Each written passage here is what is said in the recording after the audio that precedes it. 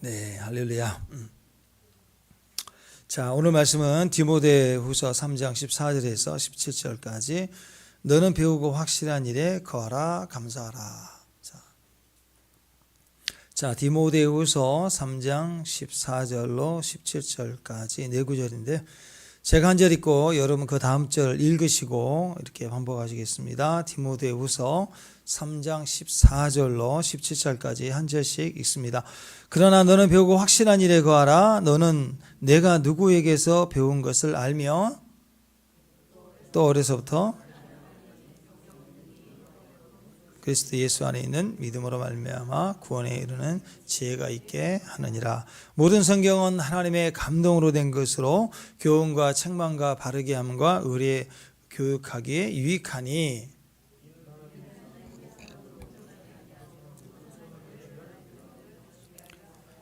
갖추게 하려 함이라.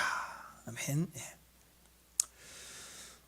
제가 어렸을 때 친구 집에 이렇게 가서 보면 친구 책상에 보면은 소공자, 소공녀 이런 책들이 꼭 있었습니다. 제 방 책꽂이에도 있었고 제 기억상 그 내용이 엄청나게 인상 깊었던 것 같지는 않았는데 몇 번 이렇게 읽었었던 것 같아요. 그 친구 집에 놀러 가면 너도 있네? 이렇게 했던 그런 기억이 있습니다. 소공자, 소공녀, 또 비밀의 화원, 영국 소설가 프랜시스 버넷의 3대 작품이라고 알려져 있지 않습니까? 소공녀는 일제강점기 당시 일본어 번역판 제목 그대로 소공녀 이렇게 제목이 됐습니다. 그러나 원제는 A Little Princess, 그래서 어린 공주 뭐 이런 원래 제목은 어린 공주 이 정도 되겠죠. 뭐 때로는 이제 세라 이야기 이렇게 다른 번역으로 이렇게 제목으로 번역이 되는 경우도 있었습니다. 주인공은 영국의 황금기죠. 해가 지지 않는 영국 빅토리아 시대에 인도 bombay에 살던 상류층에 속한 소녀 딸인 이 세라의 이야기입니다. 저는 오늘 디모데후서 말씀을 보면서 갑자기 이 세라라는 어린 공주 이야기가 간만에 생각이 났어요. 경건의 모양 말고 경건의 능력으로 살아갔던 사람, 그러면 성경에 많은 인물들이 있지만 어제는 이 소공녀가 생각이 나더라고요. 그 아버지가 되게 부자였어요. 그래서 인도에서 큰 부자가 돼가지고 기숙학교이죠. 특수 사립학교에 이 세라를 입학을 시킵니다. 근데 그 교장 선생님 이름이 미친 교장 선생님이에요. 민친 죄송합니다. 미쳤어요. 그렇게 생각하면 돼요. 민친 여학교에 민친 여자 교장 선생님이에요. 근데 이름도 성격도 보니까 진짜 미친 사람 같아요. 처음에는 부잣집 딸이니까 극진하게 대접을 해주는데 아부하고 막 과도하게 친절을 베풀고 특혜를 베풀고, 그러면 보통 그런 집 딸들은 보통 이렇게 갑질하잖아요. 막 뻐기고 잘난 체하고 뭐 그러지 않습니까? 근데 보통 사람들은 그러는데 이 세라는 그렇게 부유한 가운데 자랐는데도 교만하지도 않고 뻐기지도 않고 잘난 체하지도 않고 그런 모습이 전혀 없습니다. 친구들 사이에서도 어려움 당하면 도와주고, 그러면서 이 세라의 모습에는 축복의 그림자가 안 보여요. 흠이 없었다라는 거예요. 그런데 갑자기 아버지 사업이 망해가지고 아버지도 죽게 됩니다. 갑자기 죽으니까 학비를 내줄 사람이 없죠. 빈털터리가 됩니다. 그때부터 이 교장 선생 이름 그대로 민친이 아니라 미친 교장 선생님이 돼가지고 막 학대를 해요. 기숙사에서 쫓아내버리고, 그리고 하녀가 있는 곳에서 자게 하고, 모든 것이 다 무너졌죠. 이렇게 무너져가는 이런 환경, 절망의 상황이면 또 이렇게 보통 사람들은 거기서 막심하고 좌절하고 무너지고 그러지 않습니까? 그러니까 귀하게만 자란 아이니까 감당이 안 될 거 아니에요. 근데 그렇지 않았다는 거예요. 마치 경건의 능력을 다 아는 어른과 같이 배고픔과 학대 속에서 품위를 잃지 않았다 그럽니다. 그러니까 이 세라는 그때 상상력을 발휘해. 우리 같으면 이제 믿음이죠. 상상력을 발휘하면서 프랑스 혁명 때 그 왕비 있죠. 그 마리 앙투아네트 유명한 공주 아닙니까? 우리 그 뭐 김자옥 씨가 공주의 뭐 원조라 하는데 아니에요. 인류 역사에 보면은 마리 앙투아네트가 공주의 원조입니다. 남편과 같이 마지막 그 왕에서 쫓겨나가지고 참수당해 죽게 됩니다. 그런데 그 바스티유 감옥에 갇혀 있는 동안에도 완전 공주예요. 품위를 절대로 잃지 않았다. 그래서 그러니까 그 내용을 기억하면서 상상력을 발휘해서 소공녀도 나는 공주다. 어떤 상황에서도 나는 공주의 품위를 잃지 않겠다. 그러면서 항상 자기의 마음이 흔들리지 않도록 학대 속에서도 자기 마음을 지켰다라는 거죠. 그래서 길에서 돈을 주어도 주인을 찾아주고 배고플 때 산 빵인데 굶주린 어떤 거지가 옆에 있으면 이렇게 주기도 하고 그러면서 그런 내용이 쭉 나오거든요. 그러니까 그걸 쭉 읽어가면서 느끼는 것은 환경이 어떤 사람을 무너뜨리지 않을 수도 있구나 그런 생각을 하게 된다라는 것입니다. 그러니까 많은 그 당시 저희 어렸을 때 많은 여자 아이들도 이 소공녀 읽으면서 그 유명한 그 애니메이션 캔디 있죠. 기억 안 나요? 캔디 생각이 안 나시나 봐요. 예. 그냥 넘어갑시다. 그냥 캔디가 있는데 어려워도 외로워도 슬퍼도 나는 안 울어. 공감을 안 하시네. 그렇잖아요. 억울하고 힘들어도 외로워도 괴로워도 나는 안 울어. 그래서 마음을 이렇게 지켰다라는 항상 밝게 흔들림 없이 어떤 조건에도 또 부유해도 교만하지 않고 가난해도 비참해지지 않는 자기 자신의 정체성을 늘 지킬 수 있었다. 이게 이제 소공녀 세라 이야기입니다. 나중에 그 아버지 친구가 나타나죠. 아마 사기를 쳤던 것 같아요.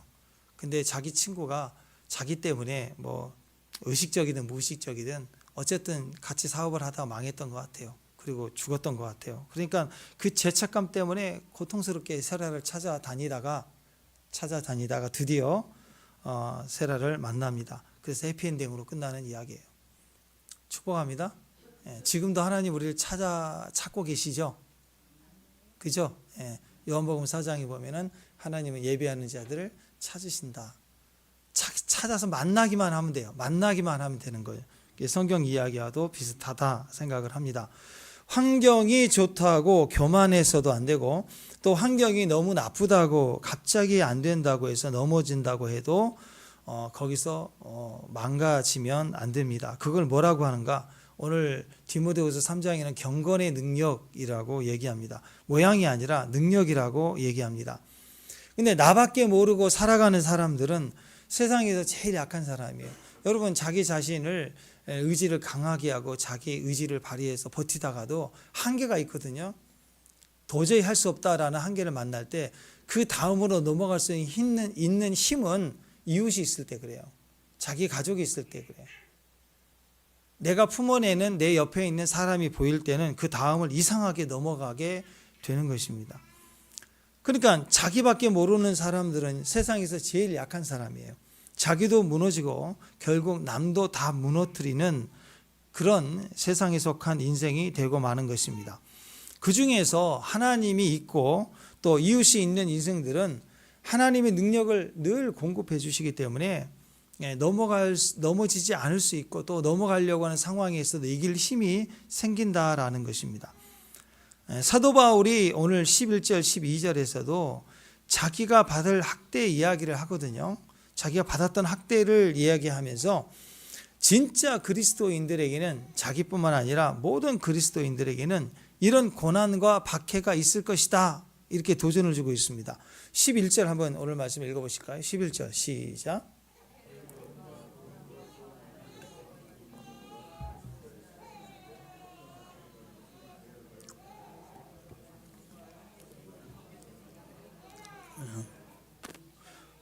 이제 안디옥과 이고니온, 루스드라에서 당한 일 그리고 거기서 받은 박해를 어떻게 받았는지 너희가 다 알고 있지 않느냐. 그러면서 아주 중요한 이야기를 합니다. 주께서 이 모든 것 가운데서 나를 건져내셨다. 이게 중요한 거예요. 박해가 있었다는 것이 중요한 게 아니라 이 모든 박해 가운데에서 항상 주님이 나를 건져주셨다. 이게 굉장한 증거인 것이죠. 복음을 증거하는 현장에서 비록 박해를 받았지만 하나님의 임재가 있었고 하나님의 도우심이 있었다. 그 체험이 나에게는 분명히 있었다. 그걸 증거하고 있습니다. 그러니까 바울의 말은 우리가 말세에 이렇게 흐리멍텅하게 살아가는 이유가 뭐냐? 왜 우리 신앙이 이렇게 흐릴까? 힘이 없을까?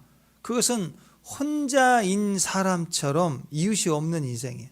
혼자 예배만 있고 전도가 없는 인생이다. 그럴 때 결국 아무런 핍박도 없고 신앙생활 하는데 아무런 어려움도 없다라는 거예요. 그러면 그 핍박에서 건져내실 하나님의 임재도 없고 하나님의 도우심의 체험도 한 번도 없었다라는 거예요. 여러분 신앙생활 하면서 위기가 없고 신앙생활 하는데 주일 지키는데 예배 한번 나오는데 집에서 큐티하는데도 많은 눈치를 보고 어려움을 보고 방해를 받고 그런 과정에서 신앙생활을 할 때 여러분에게 하나님 체험이 있어요. 근데 세상 사람에게도 좋은 사람이고 교회 와서도 좋은 사람이고 왜 이렇게 잘 지혜로운 분이 있죠. 시간과 공간을 잘 빠져나가면서 잘 맞히는 사람. 여기도 덕이 있고 여기도 괜찮은 사람이고 여기서 피해를 안 주고 여기서도 피해를 안 주고 그런 사람들은요 핍박이 없어요. 핍박이 없다는 말은 한 번도 주님을 체험한 적이 없다는 말이 되는 거예요. 그냥 인간적인 좋은 사람으로 평생 종교인으로 살다가 가는 거예요. 그러니까 바울의 말은 이거예요. 핍박이 있는데 건짐을 받았다. 그 말은 무엇 때문에 핍박이냐? 예를 들어서 내 실수와 내 잘못으로 핍박을 받았다 그러면 내가 책임져야죠. 그죠? 내가 잘못했으니까. 내가 믿는 사람이든 믿지 않는 사람이든 나로 인해서 피해가 갔다면 내가 대가를 지불해야 되고 내가 책임을 져야 되는 일이에요. 그런데 그리스도 예수의 복음을 증거하는 거예요. 믿음의 삶을 살려고 하는 데 있어서 핍박을 받고 어려움을 당했다라는 것은 누가 책임을 져주시느냐? 하나님이 책임을 져주신다 이거예요. 그러니까 우리 삶 속에 핍박을 받으면 복음을 위해서 핍박을 받을 때는 하나님의 체험이 많아지는 거예요. 그게 당연한 거예요. 이게 오늘 사도 바울의 논제입니다. 여러분 인생에서는 누구나 다 고난이 있습니다. 예수를 믿어도 고난이 있고 예수를 믿지 않아도 고난이 있어요. 그런데 분석해 보면 나를 위해서 내가 어떻게 하면 잘 살 수 있을까? 이렇게 사는 사람은 늘 자기 고난이 많아요. 자기 고난이. 근데 자기 고난이 99%인 사람은 평생 자기 고난을 스스로 풀다가 인생이 종쳐요. 내 고난이니까 내가 풀어가려고 내가 머리를 굴리고 내가 계산하고 내가 뛰어다녀야 되니까 내가 고생하고 내 고난이 계속 쌓이다가 그리고 인생이 다 끝나는 거예요. 근데 귀한 게 뭐냐면 다니엘부터 시작해서 요셉, 모세 이런 사람들 고난을 보십시오. 고난이 보통 큽니까? 고난이 크죠. 근데 이상하게 그런 분들의 삶에는 자기 고난이 별로 없어요. 싹 삭제돼 있어요. 참 묘하죠. 자, 100이라고 치면 주를 위해서 90이라는 고난을 당해 주님을 위해서 90이라는 고난을 당하는 사람은 그때부터 내 고난은 10으로 딱 줄어들어요. 그러니까 인간은 모든 사람의 고난이 100이라고 하면 다 똑같은 거예요. 그런데 주님을 위한 고난이 90이면 내 고난은 90이 안 돼요. 100이니까 10으로 줄어들게 돼 있어요. 자기 살겠다고 막 뛰는 사람 그러면 성공한다고 해도 고난이 계속 겹치거든요. 자기 고난이 90이면 주를 위한 고난은 10%밖에 없어요. 그렇지 않겠어요? 아니 교회 와서 섬기기도 하고 봉사도 하고 선교도 가고 그럴 때 갈등도 하고 사람 사이 부딪히는 것도 있고 교회 안에서 복음의 말씀을 증거하고 살아가는데 여러 가지 어려움이 생길 수 있잖아요. 근데 당장 내 계획을 위해서 교회를 나가서 막 이 시간에도 돈을 벌고 막 세상 일을 하는 사람은 세상이 고난이 더 많지 교회에서 부딪힐 일이 헌신을 안 하는데 부딪힌 일이 어디가 있겠어요? 어려움이 어디가 있겠어요? 그러니까 주를 위한 고난이 하나도 없는 거예요. 그러니까 주님의 도움도 평생 10%밖에 안 되는 거예요. 주님의 임재가 10%니까 흐릿해요. 있는 것 같기도 하고 때로는 아닌 것 같기도. 기도를 해도 응답이 흐릿흐릿하고 예배를 드려도 예배의 모습이 흐릿흐릿합니다. 강력하지가 않다라는 거예요. 그러면서 하나님 왜 나에게 강력하게 역사해 주지 않는가? 그런 딜레마에 빠지는 것입니다. 그러니까 우리가 어떻게 살아야 됩니까? 주님이 100%의 도움이 되시려면 주님은 내 삶에 100%의 도움이 되십니다 하려면 주를 위해서 죽도록 충성하는 모습이 있어야 된다는 거예요. 주를 위해서 100%의 고난을 당했다 그렇다면 내 고난은, 세상에 있는 내 고난은 제로가 돼버립니다. 세상에 있는 고난은 고난으로 보이지도 않아요. 죽도록 충성한 자들에게는 그 세상 일로 매인 적이 없어요. 오직 주님의 역사가 백이 되고 마는 것입니다. 어떤 상황에서도 주님께서 그를 지켜주심이 있더라라는 거예요. 그러니까 충성이 100이면 역사와 임재도 또한 100이 되는 거예요. 충성이 50%만 딱 제서하면 주님의 역사도 때로는 있는 것 같기도 하면서도 때로는 없는 것 같기도 하는 52 왔다리 갔다리 하게 된다라는 거예요. 자, 그런데 어느 순간 둘이 모자나요? 그때 내가 살겠다고 머리 굴려서 계산기 때 두들기면서 준비하고 막 뛰다 보면 그 준비하고 진행해 가는 과정에서 고난이 계속 생기는 거예요. 문제가 더 생기는 거예요. 이전에 봤던 문제보다 훨씬 더 많은 문제들을 고민하게 되는 것입니다. 사랑하는 여러분, 우리가 이것을 깨닫는다면 이제 우리가 어떻게 살아야 됩니까? 고난이 올 때 고난을 회피하지 말고 오히려 복음과 함께 고난을 받아들이라. 이게 사도 바울의 이야기죠. 복음과 함께 고난을 받으라. 이게 능력이다. 이렇게 얘기합니다. 바울은 지금 디모데후서는 감옥에서 마지막 성경을 쓰고 바울이 순교를 했던 마지막 책이에요. 유서와 같이 가장 귀한 핵심을 자기 영적 아들 디모데에게 전하는 거 아니겠습니까? 그러니까 뭐라고 하느냐? 복음과 함께 고난을 받으라. 나와 함께 고난을 받자. 그게 사는 것이다. 이렇게 얘기합니다. 축복합니다. 그래, 고난이 올 때 고난을 주님과 함께 받으면 내가 치료해야 되고 내가 그것을 감당해야 될 세상 일의 고난은 쫙 줄어들어 버린 거야. 줄어드는 거야. 자, 이것을 뭐라고 얘기하냐면 사도 바울은 너의 주변에 이웃이 있다. 이렇게 얘기합니다. 이웃이 있다. 자, 선한 사마리아 비유 아시죠? 예수님이 우리의 이웃이 되신다. 이런 말씀을 하세요. 그래서 너도 이웃이 되라. 이웃은 이와 같은 자다 하면서 이웃이 되라. 그게 메시지잖아요. 예수님 보세요. 우리를 위해서 십자가를 지셨어요. 십자가 지시니까 십자가에 또 다른 고난이 있었나요? 예수님에게 십자가 고난 외에 세상의 염려, 고난 막 그런 게 있었나요? 없었어요. 복음을 등지고 세상으로 가면 세상 염려가 많아지기 시작하는 거예요. 근데 하나님을 붙들기 시작하면 세상에 일반적으로 겪어야 될 고민들이 쭉 줄어드는 거예요. 우리 인생도 마찬가지입니다. 주를 위해서 고난을 당하면 주님께서는 다른 고난을 능히 다 건져내시는 능력이 우리에게 되시기 때문에 하나님이 세상의 고난 가운데 우리를 줄여가시는 거예요. 축복합니다. 또한 우리가 그 고난을 당할 때 주님과 함께 고난을 부딪혀 나가면 어떤 일이 벌어지느냐? 그 고난에 대한 것만 하나님 응답하시는 게 아니라 그 고난에 대한 과정 중에 내 삶에, 내 성격에, 내 내면의 자살골한 문제들까지 다 들춰내고 하나님이 자유케 해주셔요. 그래서 때로는 하나님은 기도하면 한 3달 정도 지나서 응답을 딱 해주셨다고 합시다. 그러면 3달이 꼭 지나야 응답이 되시는 분이 아니라 오늘 또 하실 수 있는 분이세요. 그죠? 천지도 창조하시는데. 근데 왜 3달이라는 기간이 필요하고 어떤 경우는 2달이 필요하고 어떤 경우는 1년이 필요하고 어떤 경우는 지금도 몇 년째 기도하고 있는 부분이 있지 않습니까? 왜 그래요? 왜 과정이 필요한 거예요? 예, 우리가 바라는 그 문제의 해결만이 아니라 내 내면의 다른 문제들을 같이 하나님이 다루시고 있는 기간이기 때문에 그런 거예요. 그래서 어떤 응답이 더뎌되는 과정에서 낙심이 되지만 그때 우리는 또 낙심된다고 등지고 세상 갈 수 없는 사람들이죠. 그죠? 기도 끝나고 나서 만족하다가 현장에 가면 또 울고 그러죠. 안 그래요? 이게 반복되면서 내면이 막 밭이 갈아지듯이 갈아지면서 내면의 다른 성숙지 아니하는 것들, 아픔의 영역들을 다 들춰내는 시간들입니다. 이것만 되면 나머지는 주님이 바로바로 응답을 해주세요. 축복합니다.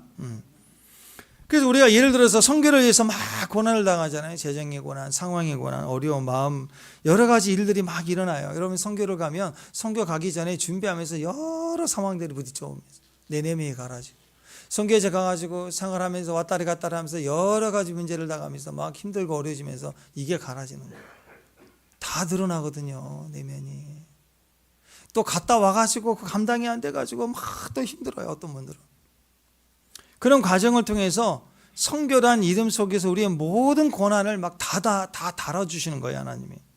우리 안에 있었던 다른 것들, 재정의 문제, 경제, 여러 가지 물질의 문제, 또 가정 문제, 이런 것들이 다 같이 해결이 되고 그것이 무너지고 그것이 하나님의 이름으로 정복당하게 되는 것을 경험하게 되는 것입니다. 그래서 선교 현장에 가서 보면 전혀 생각지도 못했던 사람들을 또 만나게 하시는 거예요. 자꾸 내면에 확장이 일어나게 되는 것입니다. 육신의 질병에서 고침을 받았다고 할 때 육신의 질병만이 아니라 내 내면의 성격도 고침을 받을 때가 있어요. 생각이 달라져요. 그래서 예배를 드리고 나도 예배 끝나고 나면 내 내면의 생각이 완전히 또 달라지는 경우도 있습니다. 관계가 깨지는데 그러다가 그 관계 회복을 위해서 기도할 때 관계 회복만이 아니라 그 나머지 내 여러 가지 지식과 상황과 인성도 바뀌어지게 되는 거예요. 그래서 너희는 먼저 그의 나라와 의를 구하라. 그리하면 이 모든 것을 너에게 더하시라.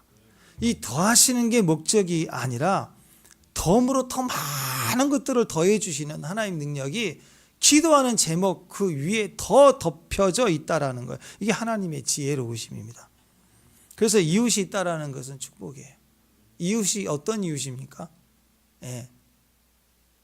율법 정신, 가난한 자가 없게 하라, 억울한 자가 없게 하라.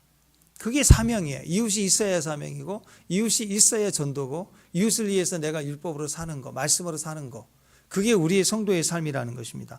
그런데 늘 하나님만 있는 것 같아요. 하나님과 이웃을 분리해서 우리가 생각할 수가 없어요. 이거 같은 거예요. 복음의 균형은 여기에 있는 거예요. 24시간 내내 하나님 앞에서 울고만 있고 기도하고 있고 그게 정말 좋으면 여기 있는 것보다 천국 가야죠. 천국 가서 하나님 영광 앞에 수많은 믿음의 성도들과 함께 집단적으로 우리가 기도해야죠. 이 땅에서는요, 기도만 하고 있으면 안 되는 거예요. 예. 이웃에게 가야죠. 이웃에게.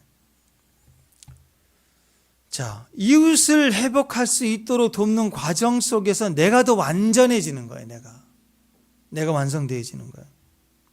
자, 이렇게 꾸준하게 이웃이 있는 삶을 살기 위해서 필요한 게 뭐냐? 그것은 하나님 말씀이라는 거예요. 하나님 말씀을 내 중심에 두는 거.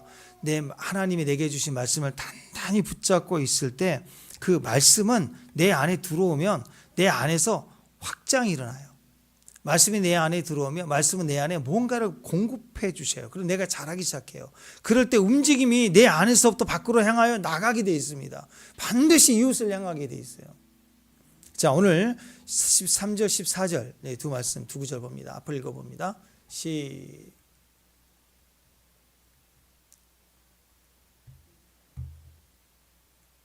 14절 빠졌나?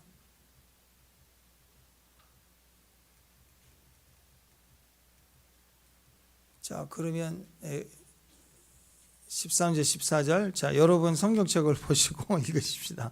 13절 14절 디모데후서 3장 13절 14절 빠졌네요. 자, 13절 14절 읽습니다. 시작.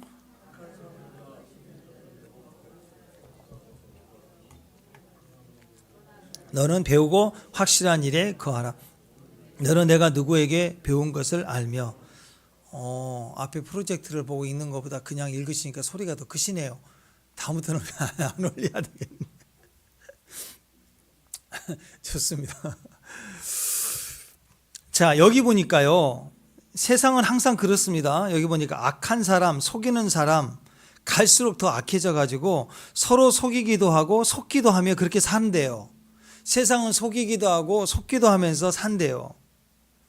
세상은 갈수록 이 문제에 걸려 있습니다. 어떤 사람이 누굴 속였대, 누가 속임 당했대, 누가 악하대, 속아서 망했대, 온통 이런 소식들로 가득 차 있죠. 소식 보세요. 전부 그런 얘기가 되게 많아요. 어제도 포항에서의 실제 상황임 점점점 해가지고 보이스피싱 당한 사건, 그리고 모두가 알아야 될 것 같아서 공유합니다. 목사님들 힘내세요. 성도님들께도 알려주세요. 그러면서 포항에서 실제 상황이라고 뭐 보이스피싱 당했다고 그런 게 좀 나와 있더라고요. 이게 막 전해 와요. 여러분들 한두 번씩 받지 않습니까? 근데 이거 보면서 가만히 생각해 보면 2000년 전에도 있었고 100년 전에도 있었고 지금도 있고 100년 후에도 있을 거예요. 종류는 달라지지만 늘 세상은 그런 거예요. 속이고 웃고 속임 당하고 울고 그리고 뒤죽박죽 사는 거예요. 그러니까 세상이 원래 그런 거니까 세상 너무 쳐다보지 말고 낙심하지 말고 그렇게 살라는 거예요. 보면은 뭐 젊은 청년이 한 5년 동안 먹지 않고 자취하면서 뭐 한 1억을 모았대. 대단하죠.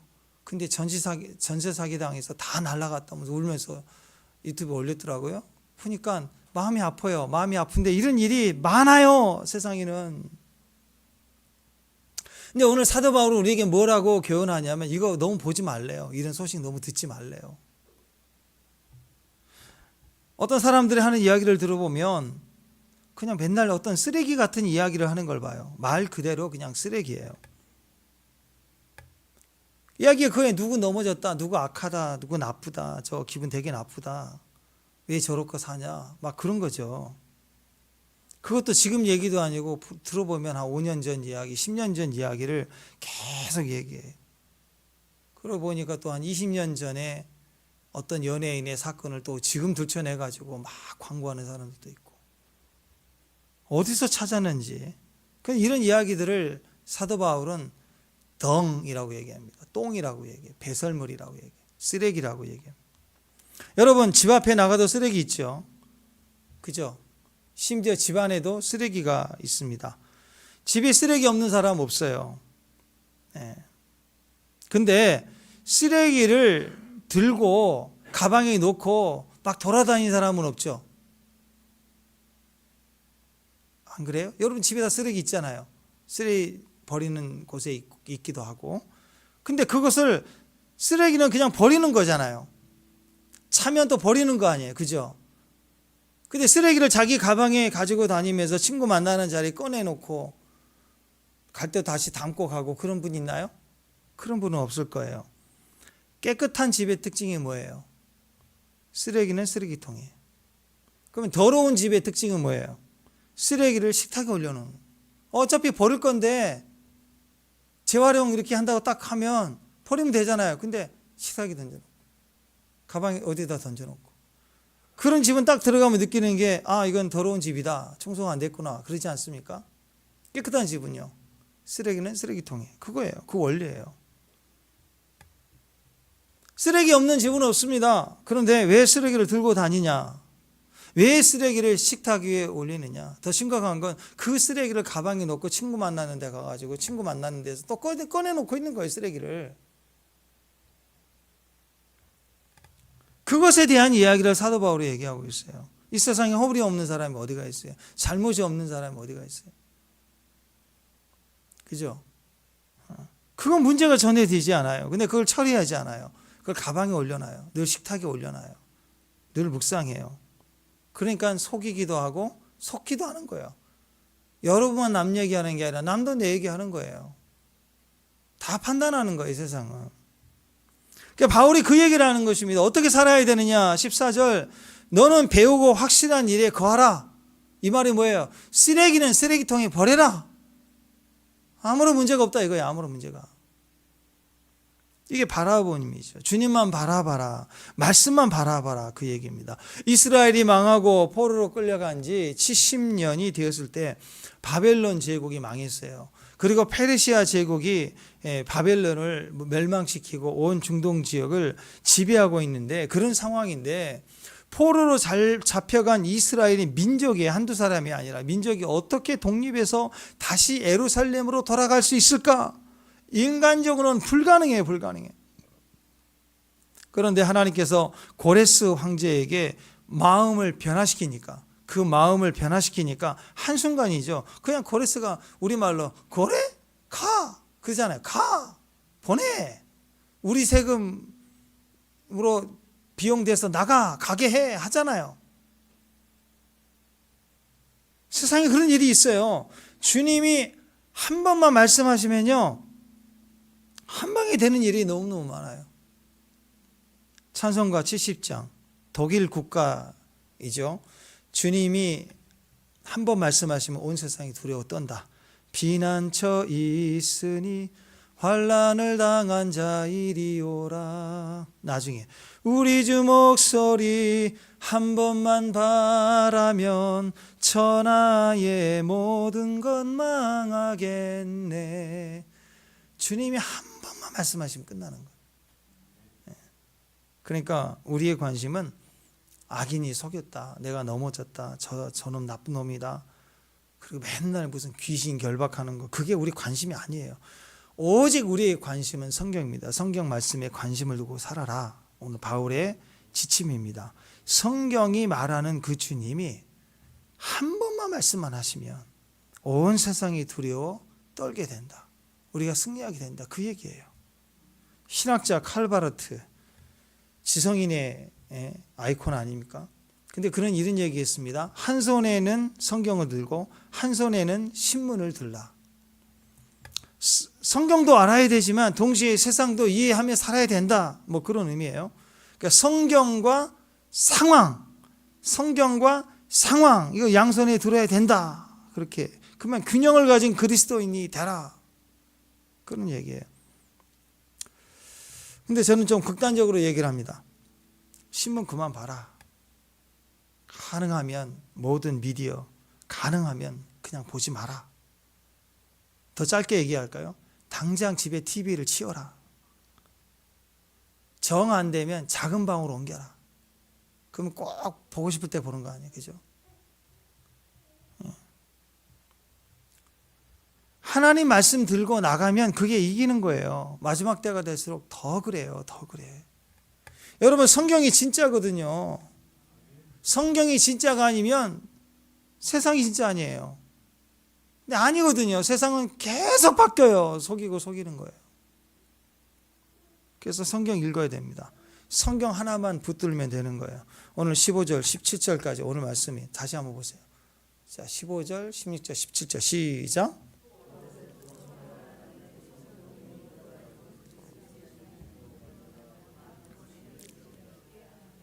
모든 성경은 하나님의 감동으로 된 것으로 교훈과 책망과 바르게 함과 의로 교육하기에 유익하니 이는 하나님의 사람을 온전케 하며 모든 선한 일을 행할 능력을 갖추게 하려 하심이라. 아멘. 성경을 읽으면 그 말씀이 마치 씨앗이 땅에 심겨질 때부터 확장이 일어나죠. 씨가 막 변형이 일어나잖아요. 말씀을 성경에 그대로 두면 그냥 말씀이에요. 로고스예요. 근데 그 말씀을 내가 내 입으로 눈으로 읽고 입으로 말하고 묵상하여 내 속으로 집어넣으면 내 마음을 휘젓고 다니면서 자라기 시작합니다. 꿈틀거리기 시작해요. 거기에 확장과 공급이 일어나요.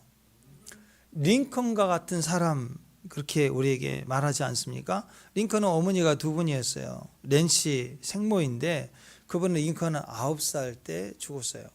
근데 9살 때 그 어머니는 문맹인이었지만 늘 찬송을 잘하고 링컨에게 성경 이야기를 해줬어요. 신앙을 씨앗을 예언으로 막 심어주신 분 같아요. 계모 세라를 만났는데 그 계모도 참 훌륭한 분이세요. 척박한 환경 속에서도 링컨이 책을 좋아하니까 늘 격려하고 자기가 일한 것을 일부러 책을 사가지고 그때는 책이 비쌌잖아요. 늘 학교로 보내려고 했습니다. 그분 돌아가시면서도 성경을 주면서 너는 이 한 권의 사람이 되라. 그래서 링컨이 수도 없이 반복해서 성경 한 권을 읽거든요. 계속 읽고 또 읽고 거기서 미국을 움직이고 세상을 움직이는 대통령이 된 거 아니에요? 지금도 스프링필드에 있는 링컨 박물관에 도서관에 가면 그 성경이 이렇게 펴져 있다고 그래. 시편 34편 4절 링컨이 평소에 늘 펼쳤던 말씀. 내가 여호와께 구하매 내게 응답하시고 내 모든 두려움에서 나를 건지셨도다. 미국의 26대 대통령 유명하죠. 루즈벨트 대통령 링컨에 대해서 이렇게 표현했습니다. 링컨 대통령은 성경책 한 권으로 만들어진 사람입니다. 그분은 성경 속에서 배운 진리를 자기 실제 생활에 적용해서 자신의 일생을 더할 나위 없이 영광스러운 생애로 만들었습니다. 그분은 성경과 함께 숨쉬고 성경과 함께 산 위대한 하나님의 사람입니다. 이렇게 표현했어요. 삶을 통해서 그냥 성경을 살아낸 거예요. 요즘도 마찬가지예요. 요즘에 너무 정보가 많아요. 너무 자료가 많아요.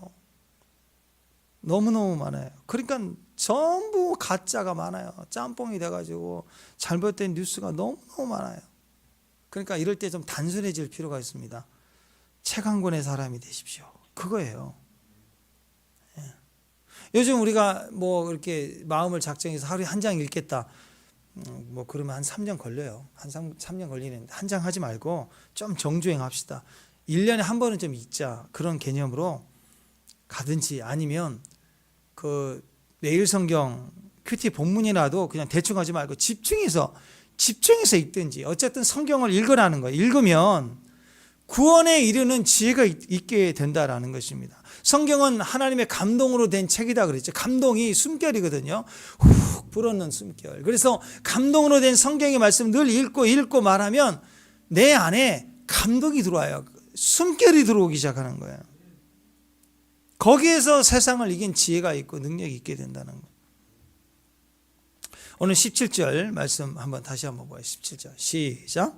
이는 하나님의 사람으로 온전케 하며 모든 선한 일을 행할 능력을 갖추게 하려. 여기서 온전하다 이 말이 우리식으로 표현하면 건강하다 이렇게 표현할 수 있습니다. 건강한 신앙이 되는 거. 신앙생활은요, 하나님 말씀이 우리를 건강하게 합니다. 말씀 없이 찬양 멜로디 좋아하고 원래 찬양 좋아해서 막 찬양을 기뻐하고 찬양을 잘하는 사람도 있는데 말씀이 없는 사람은 건강한 신앙이 아닐 때가 상당히 많아요. 신앙이 건강한 신앙이 되려면 절대적으로 하나님의 말씀을 읽어야 됩니다. 그리고 그 말씀을 내가 받아들일 때, 그 진리의 말씀을 받아들일 때 내 영이 건강해지고 내 영이 온전하게 된다라는 거예요. 근데 사실 우리를 보면 우리 내면의 인성 자체는요, 원래 일단 성경을 안 믿어요. 우리는 성경을 잘 안 믿는다고. 성경을 믿는 게 우선이고 믿었다면 그것을 실천하는 것, 이것이 균형이거든요, 균형. 근데 믿지도 않고 믿지 않으니까 실천하기는 더더욱 안 하죠. 그러니까 성경을 믿는다는 것은 성경에 나오는 예수님을 믿는 건데 사람들은 정말 예수를 싫어해요. 예수를 싫어합니다. 어떤 식으로든 변화가 돼서 헐리우드 영화에서도 욕이잖아요. 욕. 지저스가 욕이잖아요. 자기 뜻대로 안 되면 문신 새긴 깡패들이 주먹질하면서 막 지저스 때리잖아요. 그게 그리고 크리스마스 원래 성탄을 기념하는 우리의 축제인데 예수가 다 빠졌고 해년마다 대형교회에서 뭐 시청 앞에 이런 데다가 그 트리를 하지만 그 트리 꼭대기에 십자가를 빼라 넣어라 그 싸움 민원 계속 들어가잖아요. 매 해년마다 있는 사건들입니다. 사람들은 예수를 상당히 싫어합니다. 그래서 어떤 사람들은 성경 이야기를 절대로 기적으로 믿고 싶지 않는 거예요. 과학적으로 분석해야 되고 그래서 이해 납득 공감이 되지 않으면 절대로 안 믿으려고 그래요. 따지기 좋죠. 성경 이야기만 나오면 따져요. 아니면 믿는다고는 하는데 합리적으로 자기 생각대로 받아들이려고 생각합니다. 예를 들어서 오병이어의 기적 여러분 잘 아시죠? 보리떡 5개와 물고기 2마리로 5,000명을 먹였다. 이거 엄청난 기적 아니에요? 그런데 사람들은 안 믿어요. 그걸 기적으로 보지 않고 인본주의적으로 받아들이려고 합니다. 그래서 이렇게 소설을 쓰죠. 어떤 어린아이가 꺼내놓는 도시락 오병이어를 보면서 자기 것 내놓지 않으려고 숨겨뒀던 어른들의 양심이 찔려서 내가 어린아이도 이러는데 그래서 어른들이 각자 가져온 도시락을 다 꺼내놓았대요. 금모으기 운동하듯이 꺼내놨더니 모든 사람이 다 같이 먹고 12광주리가 남은 게 되었다. 인간 승리죠. 휴먼 스토리로 받아들이는 거예요. 근데 성경은 분명히 기적이라고 얘기하고 있거든요. 사복음서에 각각. 근데 그것을 휴먼 스토리로 이해하려고 설교를 하는 거예요. 만약에 숨겨놓은 걸 양심의 가책이 느껴서 꺼내놓고 함께 나누었다 그러면 그게 농신라면이지 무슨 기적이에요. 형님과 아우가 벽 갖다 주다가 만난 농심라면이지. 안 그래요? 인간 승리지. 근데 성경은 분명히 기적이라고 얘기하고 있어요. 그럼 받아들여야 돼요. 성경 이야기를 막 이해하려고 하지 마. 그것을 막 설명하려고 하지 말라는 거예요. 그래서 자유주의 신학자들이 홍해를 갈랐다는 것도 도저히 이해가 안 되니까 홍해 그 갈대가 붉은색을 낸대요.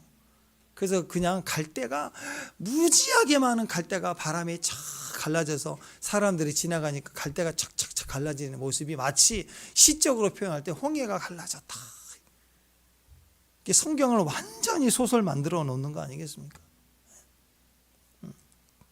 성경은 우리에게 감동이나 주는 인간 승리를 나타내주는 휴먼 스토리가 절대 아니라는 거예요. 여러분, 하나님 말씀을 그대로 믿어야 우리 안에 그 말씀의 기적, 우리 삶이 되는 것입니다. 기적과 자연의 초자연적인 것과 자연적인 것의 차이가 뭔지 아세요? 기적 그리고 자연, 이 차이가 뭔지 아세요? 자, 예를 들어서 태어난 지 한 달 된 아이가 양념치킨을 먹었다. 이건 기적이죠. 태어난 지 한 달짜리 아이가 막 줄넘기를 했다. 이건 기적이에요. 왜 그래요? 인간의 능력이 한계를 뛰어넘는 거잖아. 이해가 잘 안 되는 거잖아. 근데 제가 양념치킨을 먹었어요. 기적이에요? 자연이에요, 자연. 제가 줄넘기를 했대요. 비록 배가 나왔지만 줄넘기를 했대요. 그건 기적이 아니에요. 자연이에요, 자연. 예수님이 병을 고친다. 자연이에요, 자연. 예수님에게는. 내가 병을 고친다. 그건 기적이죠, 기적. 예수님이 물을 걷는다. 자연이에요. 베드로가 물을 걸었다. 기적이에요. 예수님과 베드로가 함께 물을 걸었거든요. 근데 하나는 자연이고 하나는 기적이에요. 여기에 놀라운 영적 원리 있는 거 아니겠습니까? 예수님의 능력, 예수님의 아주 자연스러운 호흡이신 말씀이 내 안에 들어오면, 아멘? 예수님의 자연스러움이 들어오면 나에게는 기적이 되는 거예요. 그게 성경 이야기라고. 하나님 말씀을 있는 그대로 이해하려고 하지 말고 받아들이고 영접하면 우리가 볼 때 기적이라고 말하는 것들이 믿는 자들 삶 속에서는 아주 자연스럽게 일어나요. 아주 자연스럽게. 오늘 갑자기 하루아침에 국가 법이 바뀌어요. 은행 시스템이 바뀐다고요. 안 됐던 것이 되고 됐던 게 또 안 되고 하나님이 갑자기 우리 삶을 이렇게 인도해 주시기도 합니다. 하나님 말씀을 믿는다는 것은요, 우리 입장에서 볼 때는 계속 기적이 일어나는 거예요. 근데 예수님 입장에서 볼 때는 예수님의 능력 가운데 아주 자연스러운 거야. 아주 자연스러운 일들이야. 우리가 기적을 볼 때 그래서 그것이 다 감사 아닌가요? 우리 한계를 뛰어넘는 일이기 때문에 우리가 다 감사가 되지 않겠습니까? 축복합니다. 근데 예수님 입장에서 볼 때는요, 그거 겹쳐지는 거래요. 자연스러운 거래요. 믿는 자에게는 능치 못할 일이 없느니라 그랬잖아요. 자연스러워진다, 그렇게 말씀을 하고 있습니다.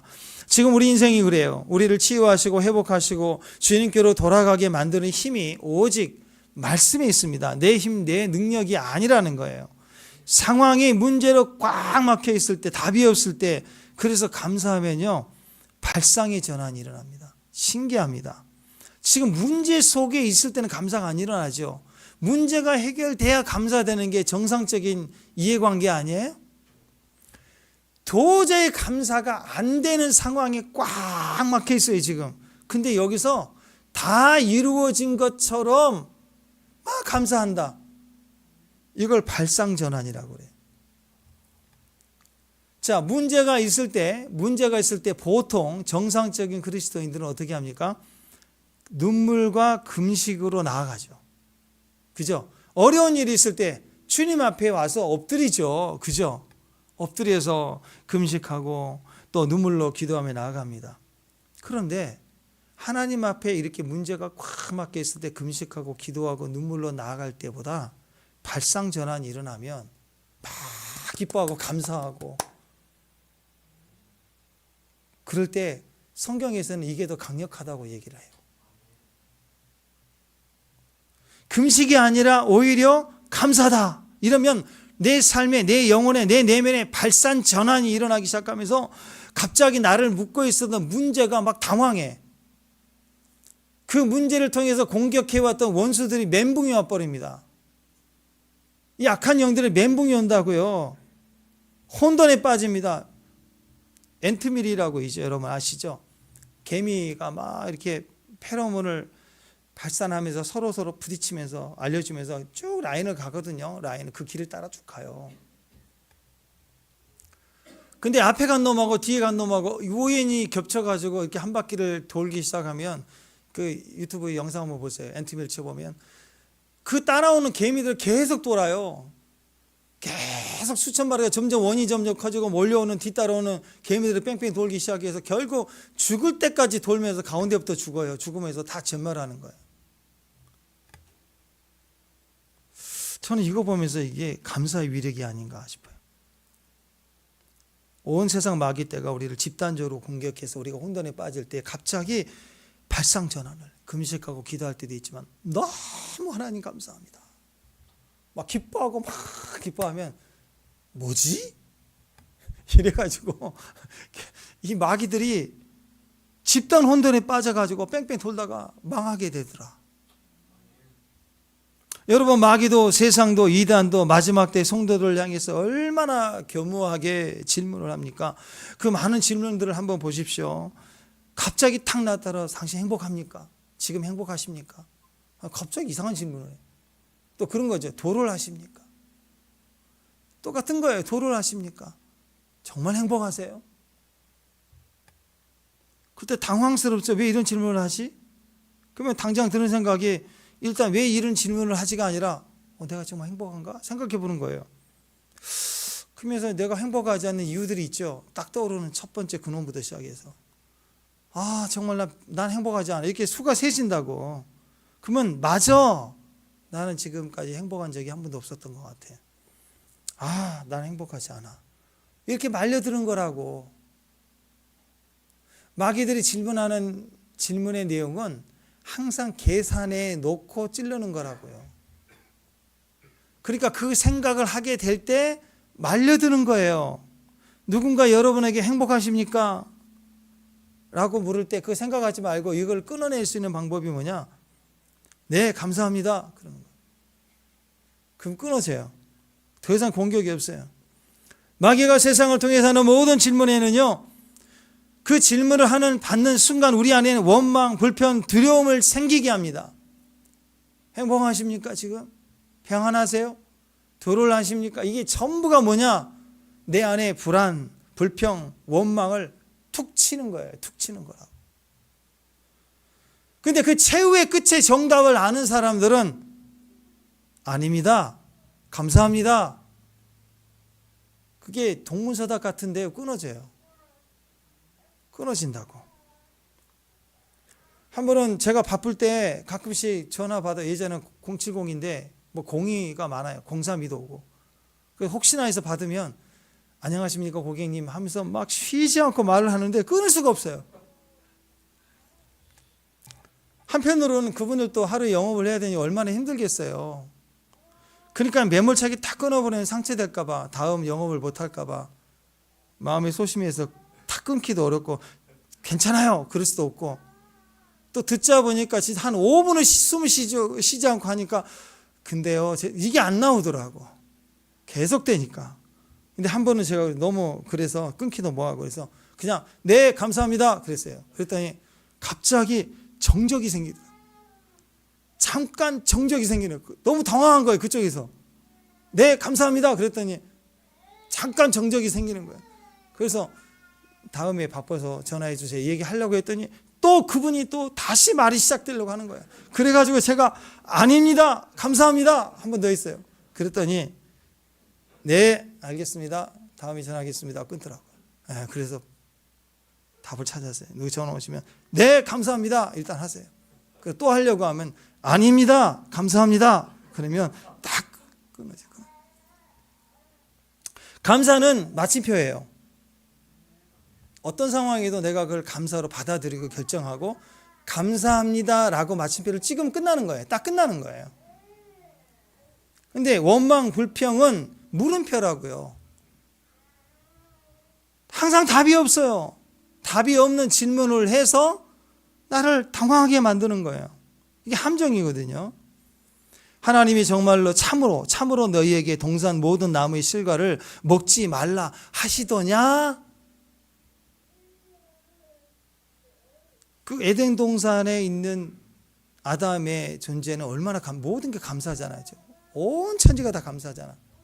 근데 그것을 물음표로 만들어 버리는 거예요. 마귀는 물음표로 우리를 질문해서 원망 불편으로 답을 하게 만드는 존재입니다. 근데 하나님 백성에게는 이미 마침표 대답이 있어요. 마침표 대답. 천년왕국, 새하늘과 새 땅, 새 예루살렘 끝이죠? 끝났어요. 시간과 공간적으로 역사적으로 이루어져 가고 있는 현장입니다. 지금 마침표예요. 끝이에요. 믿습니다. 감사합니다. 아멘. 끝쳤다고. 약속을 가지고 마침표를 찍는 사람들, 그 사람들이 성도예요. 지금 우리가 말세에 지금 살고 있지 않습니까? 우리가 이렇게 많은 고통이 있다고 할 때 그 이유가 뭘까? 마귀는 계속해서 우리에게 질문을 합니다. 물음표를 가지고 공격합니다. 원망, 불평이 나오도록 질문을 합니다. 속임에 빠지게 하고 너도 속았으니 너도 속여다. 이 정도는 괜찮다. 상처를 받게 하고. 그러니까 우리는 점점 이웃이 없는 삶을 살게 돼요. 옆에 이웃이 아니에요. 그냥 내 가족도 더 이상 심지어 나에게 이웃이 되지 않아요. 불편해요. 그래서 가족들 안에서도 늘 지 혼자 지내요.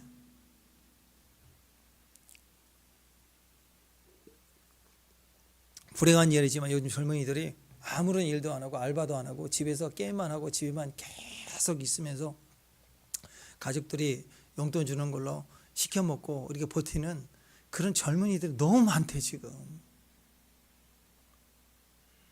어느 순간 고립되고 혼자만 지내다가 친구도 싫고 다 싫고 가족도 싫고 가족도 불쌍하니까 용돈 주는 거예요. 어느 순간 혼자 이웃 없이 지내다가 망하는 거예요. 그리스도 영성 안에서도 이웃이 없는 사람이 제일 불안합니다. 성도는 이웃이 있어야 돼. 친구가 있어야 돼. 옆에 사람이 있어야 돼. 연합이 있어야 돼. 교통해야 돼요. 제일 불안한 영성입니다. 여러분, 이웃이 없는 삶이 되었다라고 하는 것은요, 저는요 사람 때문에 너무 많은 상처를 받았어요. 그걸 말하고 있는 거예요. 그러니까 혼자 늘 고립되어 있어요. 이웃이 없기 때문에 행복한 게 아니고 진짜 궁극적으로는 이웃이 없기 때문에 자기 삶도 비폐해지는 거예요. 상처 때문에 피해서 자기를 지키기 위해서 혼자 있다고 하는데 그게 결국은 그것 때문에 자기 자신이 제일 더 많이 피해를 보는 거예요. 사람은 자기가 자기 한계를 경험해서 아무것도 할 수 없다고 느껴질 때 자기보다 더 연약한 약자가 옆에 있으면 살아요. 산다고. 선다싱이 인도 히말라야 산을 넘어가서 전도를 하려고 할 때 친구랑 가는데 너무 추우니까 지금도 같으면 장비가 있지만 그 당시 장비가 없잖아요. 가는데 어떤 사람이 추위에 떨어져 죽어가고 있는 걸 봐요. 그래서 그 사람을 보고 같이 넘어가야 되는데 이렇게 세울 수가 없으니까 선다생이 등에다 업고 가겠다니까 친구가 그러다가 우리도 죽어. 더 늦어지면. 그래서 친구는 그냥 가버렸어 혼자. 그래서 선다생 혼자 그 쓰러져 있는 분을 메고 가는 거고. 한참 가다 보니까 누가 쓰러져 있는데 죽어 있어요. 자기 친구 먼저 갔던 친구가 추워서 죽어 있는 거예요. 근데 선다싱은 등에다 메고 가니까 막 땀도 나고 그 사람도 살고 나도 살고 막 등이 비벼지니까 그 산을 넘었다는 거예요. 약하고 강하고의 문제가 아닙니다. 여러분 주변에 마음을 나눌 수 있는 친구, 이웃이 없으면 여러분 영은 죽어가고 있는 거예요. 지금 우리 주변에 이웃이 없어요. 여러분에게 이웃이 있어요? 예, 뭐 옆에 있는 사람이 이웃이 아닙니다. 성경에서 얘기하는 이웃은요, 이거예요. 우리에게는 이웃이 없어요. 그러니까 전도 안 하죠. 자기밖에 모르니까 전도 안 하는 거예요. 그때 마귀는 옆에서 낄낄대고 울죠. 웃고 있죠. 예. 왜? 지금 우리는 이웃이 없는 인생이니까. 전도가 없는 인생이다. 전하지 않는 인생이다. 그러면 경건하지 않다고 얘기해요. 성경에서는 경건하지 않는 거라고 얘기합니다. 12절 한번 보세요. 나 많이 빼버렸네. 자, 12절 성경 보고 큰 소리로 할렐루야. 자, 12절 시작. 그리스도 예수 안에서 경건하게 하고자 살고자 하는 자는 뭘 해라? 박해를 바라다. 성경에서 이웃의 개념은 옆에 있는 사람이 아니고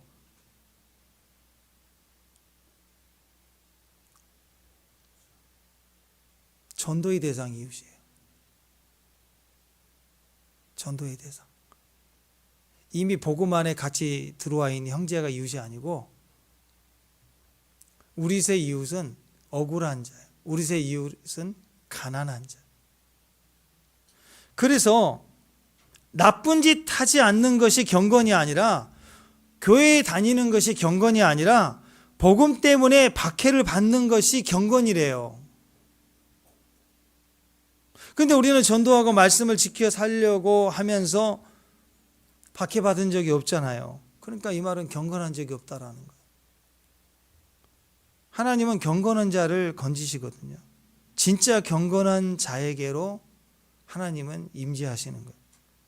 세상은 갈수록 약해져서 속이기도 하고 속기도 하며 사는데 우린 거기서 빠져나올 능력이 없는 사람들입니다. 하나님이 건져주셔야지만이 사는 사람들이에요. 그러니까 하나님의 공급이 있으려면, 하나님의 건짐이 있으려면 우리는 어떻게 해야 되는가?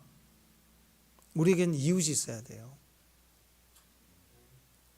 내가 도와줘야 되고 친구가 되어줘야 되고 복음을 전해야 되고, 다른 말로 얘기하면 지금 우리가 핍박을 받고 복음 때문에 핍박을 받고 있는 상황이 아니면 경건한 게 아니래요.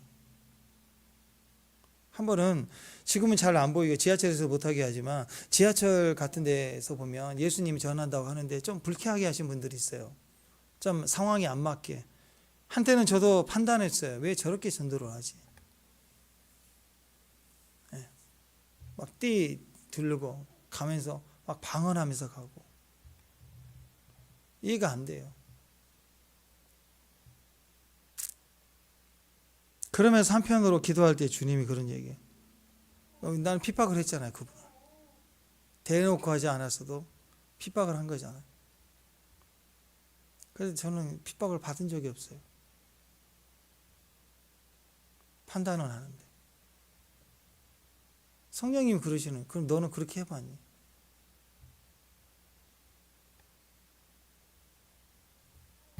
그러니까 진짜는 뭐냐면 핍박을 받는 사람이에요. 주의를 지키기 위해서 핍박을 받는 사람이에요. 집에서 기도하면서 핍박을 받는 사람이에요. 눈치를 보고 예배를 드리고 눈치를 보면서 성경을 읽어야 되는 사람들이에요. 그게 경건한 사람이에요. 핍박하는 사람도 알아요. 핍박한 사람들은 그 사람이 막 폭력적이고 나쁜 짓을 하면서 비난받을 짓을 하면서 살기 때문에 우리가 핍박한다라고 생각하지 않고 예수님 전하시는, 예수님에 대해서 복음 전하는 게 싫어서 핍박하는 걸 알아요. 그렇기 때문에 핍박 받으셔도 돼요.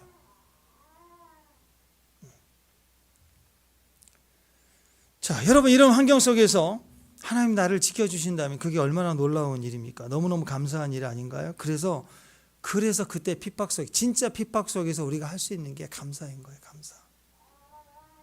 감사라는 거예요. 1920년도 청교도들이 신앙의 자유를 위해서 메이플라워 배를 타고 미국으로 건너갑니다. 불행한 것은 그 배가 도착했을 때 절반 이상이 죽어요. 그렇게 항해가 어려웠다는 거죠. 그리고 도착했는데 보니까 온갖 어려움이 많죠. 미국이라는 아메리칸 신대륙에 도착했을 때 그 동부 쪽은 너무너무 추워요. 추위부터 시작해서 가지고 있는 게 아무것도 없어요.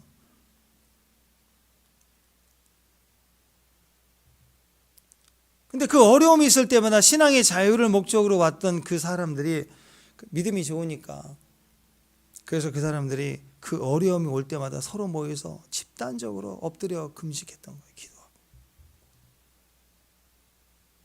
신들에게 도착했는데 아무것도 없어요. 꽁꽁 얼었어요. 절반이 죽었어요. 집 한 채 누더기 하나 없어요.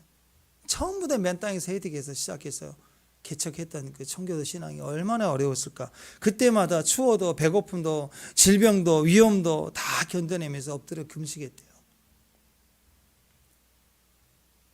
자, 우리도 마찬가지입니다. 어려우면 원망 불평하지 말고 금식하고 기도하는 거 맞아요. 문제 있으면 여러분 금식하셔야 됩니다. 금식하고 기도하면서 하나씩 하나님이 해결해 가시는 것을 우리가 경험할 필요가 있어요. 아무것도 없을 때 그때는 기도해야죠. 기도는 있잖아, 기도는. 그죠? 예. 근데 이것도 금식도 하루 이틀이지 문제만 생기면 무조건 금식, 여기도 금식, 저기도 금식 이런 공식으로 가다 보니까 사람들이 금식하다가 서로가 너무너무 비폐해지더라는 거예요. 비폐해지더라.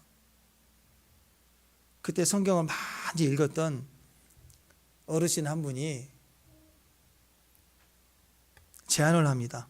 내가 성경을 이렇게 쭉 많이 읽어보니까 위기 속에 금식하는 것도 되게 중요하지만 돌이켜보니까 성경을 보니까 성경의 위대한 역사 속에는 금식했던 것보다 하나님께 예배하고 막 이렇게 감사했을 때 그때 더 큰 기적이 일어나는 것 같더라. 하나님이 이 정치적으로 어려울 때 영국을 포기하고 미국으로 이렇게 우리 신앙이 자유로울 때 이렇게 인도해 주심이 얼마나 감사할까. 그러니까 이제는 금식보다 감사하면 어떨까? 감사하자. 우리가 금식 많이 했으니까 이제는 금식 대신에 감사의 축제를 하면 좀 어떨까? 그랬더니 그 말을 듣고 있던 사람들이 위로를 받는 거예요. 한 번도 주님께 감사하기보다는 금식과 문제와 싸우면서 이기는 데만 시간을 바쳤는데 애초에 처음부터 첫 단추는 감사했는데 그걸 놓쳤구나. 그래가지고 금식을 멈추고 감사의 축제를 시작했습니다. 그 사람들이 이 지혜로운 어른의 말을 듣고 생각이 바뀌어서 감사하기 시작했다라는 거예요. 이게 미국 원래 청교도들의 그 신앙 모습이 금식이었는데 하나님 앞에 금식도 했지만 이제는 감사하자, 감사드리자 이렇게 바뀐 거예요. 그게 오늘날의 추수감사절이에요. 여러분 성경을 보더라도요 다니엘이 사자굴에 들어갔을 때도 금식하고 이긴 게 아니라 감사했어요. 요나가 물고기 뱃속에 들어갔을 때도 감사했어요. 하나님 앞에 금식하며 나갈 때도 있었지만 성경의 대부분의 위대한 역사는 하나님 앞에 감사할 때 놀라운 대승리가 있었습니다. 성경에는 금식의 역사보다 감사의 역사가 훨씬 더 많습니다. 그래서 우리가 감사해야 된다. 이게 추수감사절의 유래가 됐다는 거예요. 그러니까 여러분 오늘부터 우리가 좀 많은 부분에 있어서 금식하고 싸워야 될 때도 있지만 때로는 감사하십시다. 감사로 주님을 찾고 또 감사로 주님 앞에 나아가기를 바랍니다. 물론 금식해야 될 때 해야 되겠지만 금식하지 말라는 얘기 아닙니다. 그런데 더 많은 감사가 있었으면 좋겠습니다.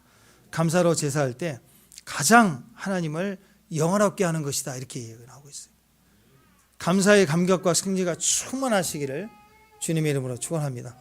다 같이 일어나셔서 주께 감사하세 찬양합니다.